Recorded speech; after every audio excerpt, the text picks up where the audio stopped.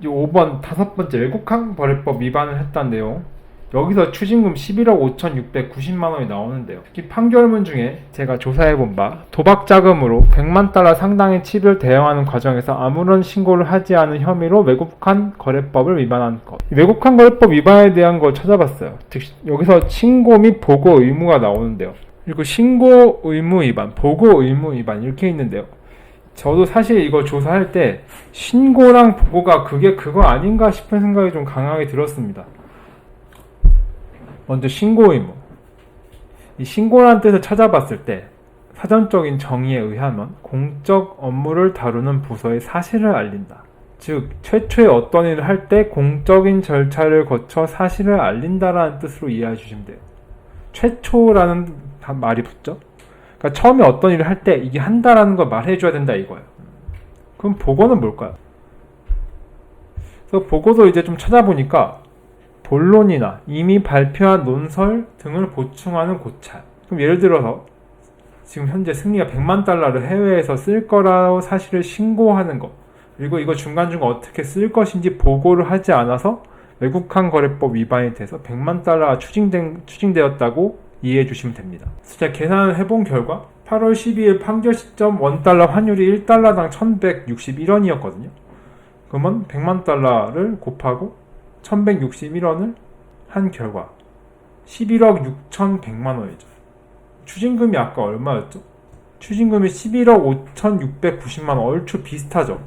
거의 동일하다 보면 돼요. 다음 식품위생법 위반도 있었는데 이건 무슨 내용이냐. 몽킴 유니엄을 일반 음식점으로 신고하고 개업 당일 특수 조명을 설치해 춤췄다고 진술한 점 때문인데, 이게 일반 음식점으로 신고가 되면 춤출 수 있게 하면 불법입니다. 보통 식품위생법 위반을 하면 10년 이하 징역이나 1억 이하의 벌금이 처해집니다. 여기 제가 빨간색 박스 처리한 거 보면 식품위생법 위반 혐의에 대해서는 법률 위반 행위가 있었음을 알고도 그대로 운영하게 한 점과 피고인 자신이 몽키 뮤지엄 라운지바의 실질적인 대표이사임에도 타인에게 조사받게 했다는 점에서 죄질이 좋지 않다고 했다. 다음 업무상횡령 10년 이하의 징역 또는 3천만 원 이하의 벌금. 직원들의 개인 변호사비 명목으로 유리홀딩스 자금 2,200만 원을 빼돌린 것과 8번째 특정 경제범죄 가중처벌 등에 관한 법률 위반 10년 이하 징역 또는 3천만 원 이하의 벌금. 클럽 버닝성 자금 5억을 따로 횡령했죠. 돈을 가져간 거예요. 그리고 9번째 마지막 특수폭행교사 5년 이하 징역이나 1천만 원 이하의 벌금인데요. 강남구 한 주점에서 시비가 붙자 유인석 대표에게 알려 조폭을 동원하고 위협을 가한 혐의. 자, 이제 슬슬 결론을 내려볼 텐데요. 단순 징역 계산을 쭉 해봤습니다. 1번부터 9번까지 쭉 징역 계산해본 결과 49년이 나오더라고요. 1심 판결은 징역 3년이죠. 그럼 49년에 6% 정도 나왔습니다.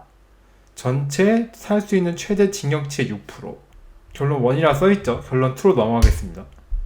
근데 제가 좀 더 찾아봤습니다. 그러면 뭐 징역 3년이 어떻게 나왔나? 제가 방금 전 했던 방식으로 보면 틀렸잖아요.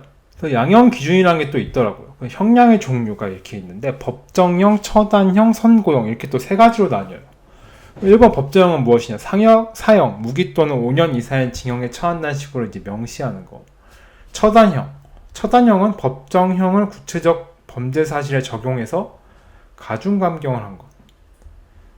3번 선고형, 통상 유죄로 인정된 각 범죄의 법정형을 감안해 상한선과 하한선을 설정하고 이를 기준으로 재판부가 실제 선고하는 형량을 선고형이라고 해요.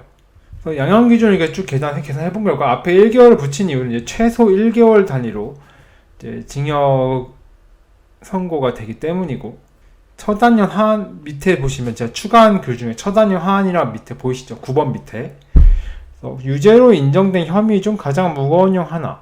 5번하고 7번을 빼고 2번을 3번 이상 했다면 최대치로 곱하기 3년 하면 3년이고, 결론적으로 1번, 2번, 4번 중 하나의 혐의를 적용한 거고, 처단형 상하는 될 수 없겠죠.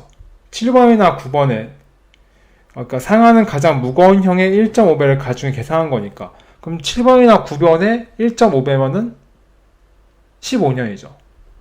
근데 승리는 1심에서 징역 3년이 나왔으니 상한선으로 처단형을 한 게 아니고 처단형 하한으로 한 것이죠. 판사가 재량에 따라 처단형의 상한과 하한을 모두 절반으로 줄일 수 있는 장량 감경은 하지 않은 걸로 보여요. 즉 최소 형량의 3년을 다시 절반을 줄여서 1년 6개월로 판결하는 것이 가능한데 이렇게 하지 않았죠. 처단형 하한으로 성매매, 알선, 상습 도박 중 하나의 혐의로 1심 판결한 것으로 보입니다. 여러분들은 혹시 어떻게 생각하시나요? 승리의 1심 판결 형량이 적절하다 보시나요? 저는 개인적인 의견은 재판부에서 많이 감안을 해준 걸로 보입니다. 그리고 제가 일반인 시각에서 한번 이제 법적으로 분석을 해본 건 틀린 부분은 댓글이나 메일 주시면 제가 수정 영상을 올리던가 따로 이제 고정 댓글로 이제 틀린 부분은 틀렸다고 제가 추가적으로 코멘트를 달도록 하겠습니다. 오늘도 즐거운 하루 보내시고요. 이슈 상상이었습니다. 감사합니다.